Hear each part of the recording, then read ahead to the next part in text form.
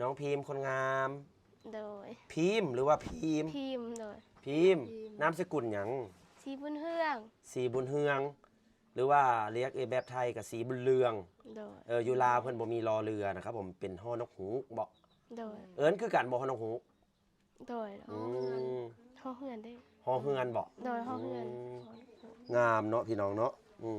สนเผ่าลาวลุ่มเนาะ โดยแม่ เอ่ออายุเท่าไหร่แล้ว อายุเท่าไหร่แล้วน้องล่ะ 18โดย 18 ปีเนาะ โดย ตอนนี้